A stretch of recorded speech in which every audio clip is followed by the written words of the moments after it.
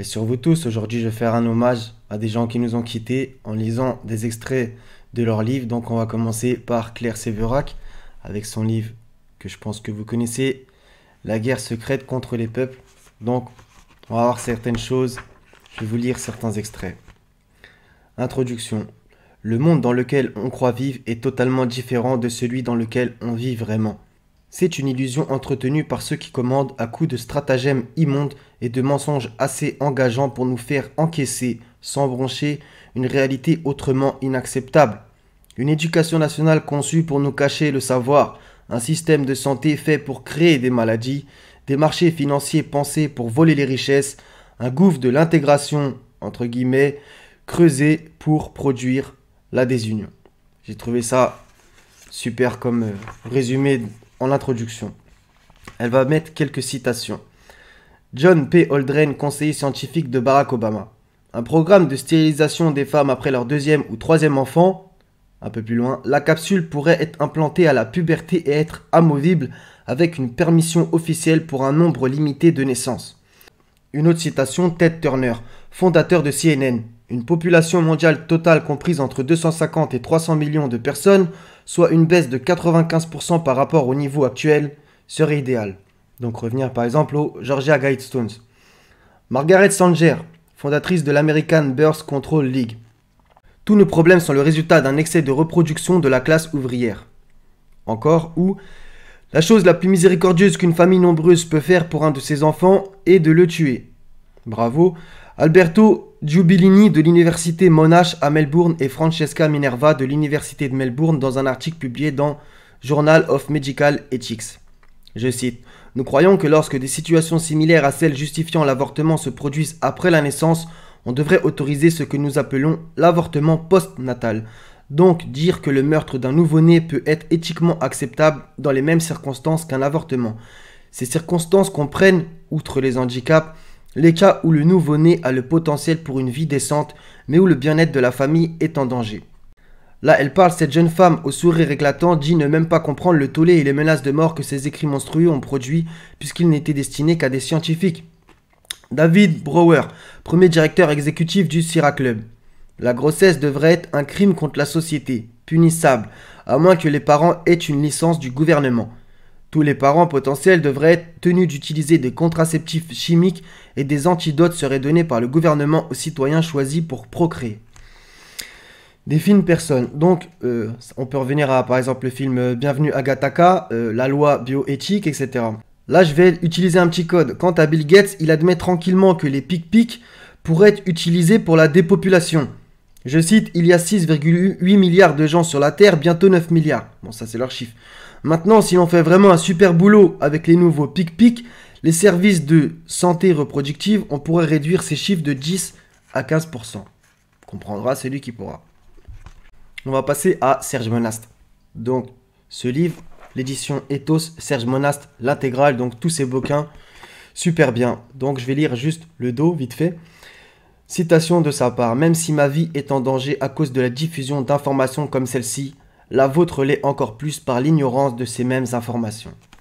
C'est magnifique. Donc voilà, donc tout ça, je cite aussi tout ça. Donc Claire Sévérac, Serge Monast, etc. pour voilà, leur rendre hommage et parce qu'ils ont fait un don de leur personne, un don de soi que justement, par exemple, Jésus nous appelle à faire. Il n'y a pas de plus grand sacrifice que de donner sa vie pour ses amis. Et bien sûr, Allah, dans le Coran, il nous incite aussi à le faire, de donner notre vie pour les gens qui souffrent, etc., de combattre le mal, les alliés du diable, ses adhérents, etc. On va passer à son livre « Le gouvernement mondial de l'Antéchrist ». Donc, à propos du plan de Pike, etc. Donc, la première guerre devait se faire pour permettre aux Illuminati de renverser le pouvoir des tsars en Russie et faire de ce pays le château fort du communisme athée.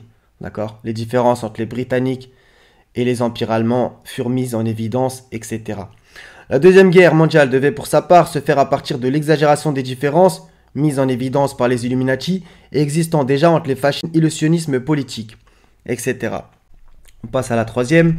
Toujours selon le plan d'Albert Pike, donc un franc-maçon du 33e degré, la troisième guerre mondiale fut pensée pour se faire à partir de l'exagération des différences mises en évidence par les agentours des Illuminati existant entre le sionisme politique et les chefs du monde musulmans. Ok. Donc le plan de Pâques pour provoquer les 3 guerres et les 3 révolutions mondiales était simple. Il requérait que le communisme, le nazisme et le sionisme politique, ainsi que d'autres mouvements internationaux soient organisés et utilisés pour fomenter les 3 guerres globales et les 3 révolutions majeures. Donc à propos d'Adam Weishaupt, donc il va citer plusieurs choses, donc il a fait 6 points.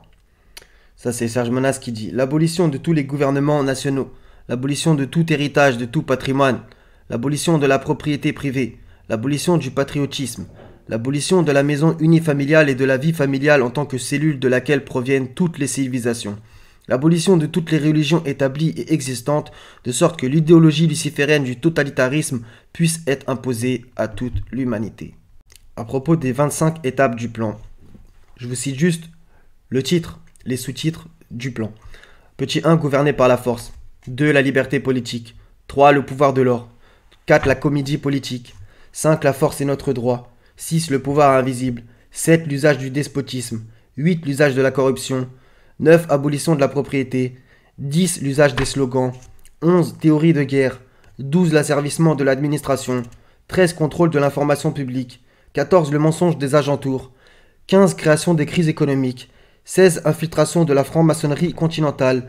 17, l'usage des promesses. 18, plan de guérilla urbaine ou guerre révolutionnaire. 19, utilisation de la diplomatie. 20, banqueroute politique et gouvernement mondial. 21, l'utilisation des guerres économiques. 22, l'augmentation du nombre d'armements.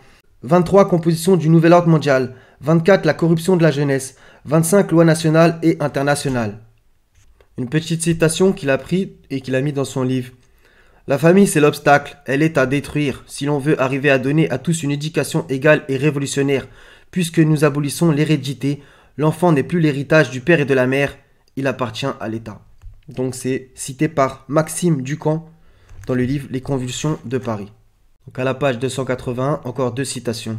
L'amour des parents est un amour nuisible et antisocial. L'homme et la femme ne sont que des animaux. Peut-il être question d'un lien indissoluble entre des animaux? Par contre, j'ai pas les gens qui ont cité ça. Donc encore bien sûr plein de choses dans son livre. Un super livre, donc à propos de la pupus, etc. Plein d'autres choses. FEMA, etc. Vous connaissez sûrement, on va passer à quelqu'un d'autre.